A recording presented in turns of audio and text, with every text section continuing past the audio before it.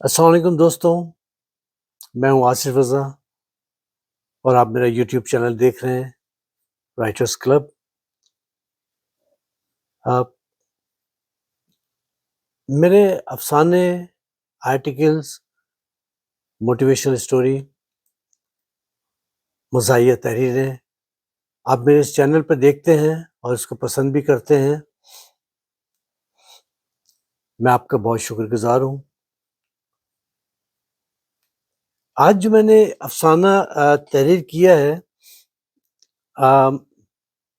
اس کا عنوان ہے رشتوں کا قرض۔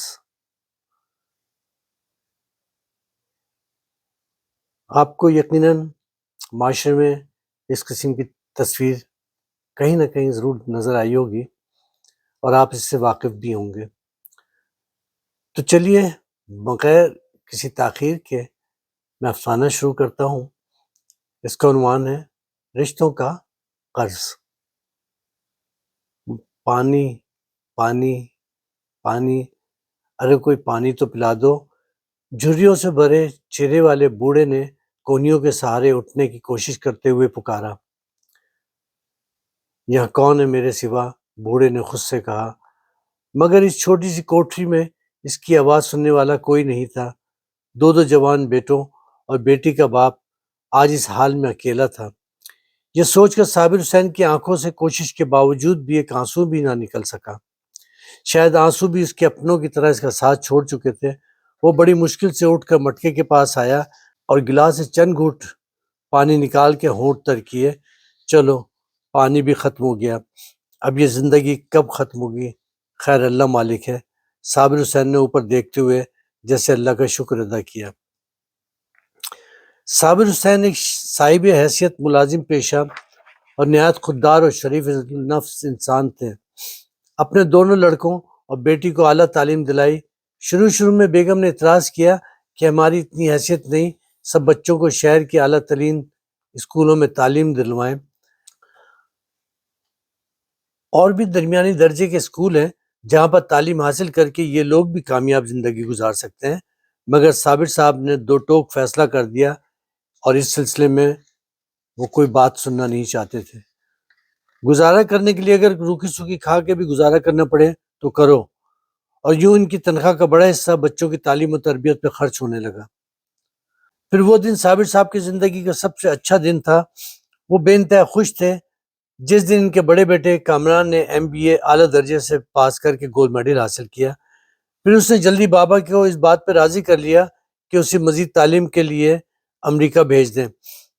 بیگم کی ناراضگی کے باوجود انہوں نے اپنی جمع پونجی کامران کے حوالے کر کے مستقبل کے سونے خواب سجائے اور اس کو خدا حافظ کہا۔ کامران کے جانے کے بعد کافی دن گھر میں اداسی رہی۔ پھر جب اس کا پہلا فون آیا تو سب کے چہرے کھل اٹھے۔ آہستہ آہستہ کامران کا وہاں دل لگ گیا اور یوں ایک فون سے دوسرے فون آنے کے درمیان وقفہ بڑھتا گیا۔ سب نے یہ کہہ کے دل کو سمجھا لیا کہ پڑھائی کی مصروفیت زیادہ ہوگی۔ جب کئی مہینوں تک کامران کا فون نہ آیا تو گھر والے پریشان ہو گئے۔ صابر صاحب نے امریکہ فون کیا تو فون کسی لڑکی نے اٹھایا، پوچھنے میں بتایا کہ وہ مسز کامران ہے اور کامران سو رہے ہیں۔ یہ سن کر صابر صاحب کے ہاتھ سے ریسیور چھوٹ کر گر پڑا۔ سب گھر والے پریشان ہو گئے۔ پھر سب نے باری باری فون پر بات کی مگر صابر صاحب نے بات نہیں کی۔ کامران نے بتایا اسے شادی کی خبر نہیں تھی، وہ واقعی اس کی غلطی تھی، مگر یہ شادی اس نے گرین کارڈ حاصل کرنے کے لیے کی تھی تاکہ وہ یہاں پر مزید قانونی طور پر قیام کر سکے۔ مگر ماں باپ کو اس بات کا بہت دکھ تھا۔ اگر وہ یہ سب کچھ کرنے سے پہلے بتا دیتا تو وہ کون سا اس کو روک دیتے۔ مگر کامران کے کئی دفعہ کے فون کے بعد بھی صابر صاحب کو بات کرنے پہ مجبور نہ کر سکے۔ وہ اپنے باپ کی اس عادت سے اچھی طرح واقف تھا کہ جب وہ کسی سے ناراض ہو جائے تو پھر زندگی میں دوبارہ مڑ کر اس کی طرف نہیں دیکھتے۔ اسی لیے خاندان کے چند گھرانوں سے ہی میل جول تھا اور پھر جیسے کامران وہیں کا ہو کے رہ گیا۔ صابر صاحب کی زندگی کا محور اب چھوٹی بیٹی مہرین اور بیٹا ارسلان تھے۔ کچھ عرصے کے بعد ارسلان اور مہرین نے ڈاکٹری پاس کر لی۔ دونوں سرکاری اسپتال میں ہاؤس جاب کر رہے تھے۔ اس دوران مہرین کے لیے رشتہ آیا۔ کچھ ادھر ادھر کی چھان بین کے بعد ہاں کر دی۔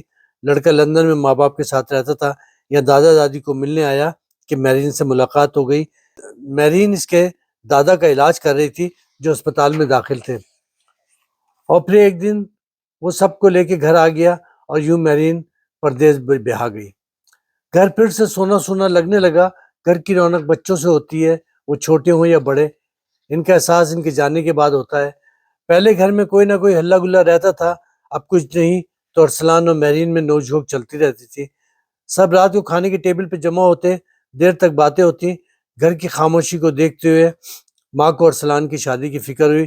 پہلے خاندان پھر باہر تلاش شروع ہوئی۔ جلدی یہ تلاش بھی پوری ہو گئی اور ارسلان نے ماں کی پسند کو اپنی پسند بنانے کا فیصلہ کر لیا۔ اس طرح شازیہ بہو بن کے گھر آ گئی تو ماں باپ نے دادا دادی بننے کے خواب دیکھنے شروع کر دیے۔ ابھی شادی کو 6 ماہ گزرے تھے کہ ایک فورن مشن پاکستان آیا۔ اس کانفرنس میں ڈاکٹر ارسلان نے ایک مقالہ پڑھا تھا۔ تھیوری اچھی تھی۔ انہوں نے ارسلان کو اسکالرشپ آفر کی اور پوری فیملی کو اسپانسر کر دیا۔ ارسلان نے دل و جان سے کوشش کی کہ سب اس کے ساتھ چلے، مگر صابر صاحب نے نہ صرف خود جانے سے انکار کیا بلکہ اسے بھی باہر جانے سے منع کر دیا۔ وہ ایک کا انجام دیکھ چکے لہٰذا وہ اجازت دینے پر کسی صورت آمادہ نہ ہوئے۔ رات کو کھانا کھانے کے بعد ارسلان بابا کے کمرے میں آیا اور بولا، بابا میں جانتا ہوں آپ کامران بھائی کی وجہ سے بہت دکھی ہیں۔ آپ نے مجھے ڈاکٹر پیسہ کمانے کے لیے نہیں بنایا بلکہ انسانیت کی خدمت کے لیے بنایا۔ اگر میری ریسرچ سے انسانیت کو فائدہ پہنچے گا تو یہ کتنی بڑی بات ہوگی۔ میں آپ کو اور امی کو بھی ساتھ لے جانا چاہتا ہوں۔ پھر بابا یہ میرے مستقبل کا بھی تو سوال ہے۔ آپ فکر نہ کریں، آپ پر قرضے کا بوجھ ہے، مکان بینک کے پاس گروی رکھا ہے، میں انشاءاللہ 1 سال میں سب قرض ادا کر دوں گا۔ دونوں ماں باپ سوچ میں پڑ گئے۔ سب اپنے اپنے مستقبل کا سوچو۔ بوڑھے ماں باپ کے مستقبل کا کیا ہوگا؟ ہم کس کے سہارے زندگی گزاریں گے؟ اپنے ملک میں اپنوں کے نہیں رہتے تو پھر پردیس کا کیا بھروسہ؟ کیا ماں باپ اسی دن کے لیے پال پوس کے بڑا کرتے ہیں کہ بچے بڑے ہو کر اپنا الگ گھر الگ بسا لیں؟ ٹھیک ہے، جاؤ، اللہ تمہارا نگہباں۔ شاید ہمارے نصیب میں تم لوگوں کے دیے ہوئے یہ چند ڈالر ہی ہوں گے۔ صابر صاحب تو بچوں کی جدائی کا یہ صدمہ برداشت کر گئے، مگر بیگم بستر سے لگ گئیں۔ پھر وہی ہوا جو اس دنیا کی ریت، سب اپنی اپنی دنیا میں مگن ہو گئے اور بیگم نے طویل بیماری میں مبتلا رہنے کے بعد اس دنیا سے منہ موڑ لیا۔ مگر اس سے پہلے صابر صاحب نے بیگم کے علاج پر کوئی کمی نہ رکھی، گھر کی ساری پونجی ان پر نچھاور کر دی۔ کہتے ہیں کہ گھر تو گھر والوں سے ہوتا ہے۔ صابر صاحب بیگم کی اس طویل بیماری میں قرضے میں مزید دب گئے اور قریبی رشتہ داروں سے دور ہوتے گئے۔ آج کے دور میں ہر رشتے کی اصل روح پیسہ ہی ہے۔ جب یہ نہ ہو تو رشتوں کی بھی موت واقع ہو جاتی ہے۔ صابر صاحب نے بھی سب کو آزمایا، سب کو خط لکھے، بالآخر گھر کے تمام ساز و سامان بکتا چلا گیا اور یوں صابر صاحب اس کوٹری میں شفٹ ہو گئے۔ ویسے تو بڑھاپا تو خود ایک بیماری ہے، مگر تنہائی اس سے بھی ظالم ہے، اور صابر صاحب اس ظلم سے نہ بچ سکے، عمر سے زیادہ بوڑھے ہوتے چلے گئے۔ صابر صاحب نے پانی پینے کے بعد دروازے پہ پڑے ٹاٹ کے پردے کو اٹھا کر دیکھا تو دن نکل آیا تھا۔ وہ بڑی مشکل سے باہر بنے چبوترے پر آ کے بیٹھ گئے۔ اچانک گلی میں ایک کار آ کے رکی۔ صابر صاحب کی بوڑھی آنکھوں نے صاف پہچان لیا، وہ کامران اور ارسلان اور میرین تھے، مگر وہ ان کے ساتھ میں آنے والے بچوں کو نہ پہچان سکے۔ تینوں نے ادھر ادھر دیکھا، پھر بھاگتے ہوئے صابر صاحب کے پاس آیا اور ان سے لپٹ گئے۔ تینوں رو رہے تھے اور کہہ رہے تھے، بابا ہم کو معاف کر دیں، ہم سے بڑی غلطی ہوئی جو ہم نے آپ کو اور امی کو اکیلا چھوڑ دیا۔ ہم نے آپ کو تلاش کرنے کی بہت کوشش کی، مگر آپ کا کوئی پتہ نہیں چلا۔ اخبار میں اشتہار دیا، تصویر چھپائی، پاکستان آ کر جگہ جگہ تلاش کیا تو سامنے والے ماسٹر صاحب نے تصویر دیکھ کے بتایا کہ ان کے سامنے اس شکل سے ملتے جلتے اور اس نام کے ایک بوڑھے صاحب رہتے ہیں جو نہ تو کسی سے ملتے ہیں اور نہ کوئی ان کے گھر آتا ہے۔ تو ہم آپ تک پہنچے ہیں۔ بس بابا بہت ہو گیا، آپ اٹھیں اور ہمارے ساتھ چلیں۔ مگر بابا تو کہیں اور جا چکے تھے اپنے آخری سفر پر۔ اس غیرت مند نے کندھوں پر سفر کرنا منظور کر لیا، مگر ایک قیمتی گاڑی کی سواری اسے قبول نہ تھی۔ تو دوستوں، یہ ایک چھوٹا سا افسانہ تھا۔ ہوتے ہیں اس قسم کے لوگ جو اپنی ضد، اپنی انا، ان کو بہت قیمتی ہوتی ہے،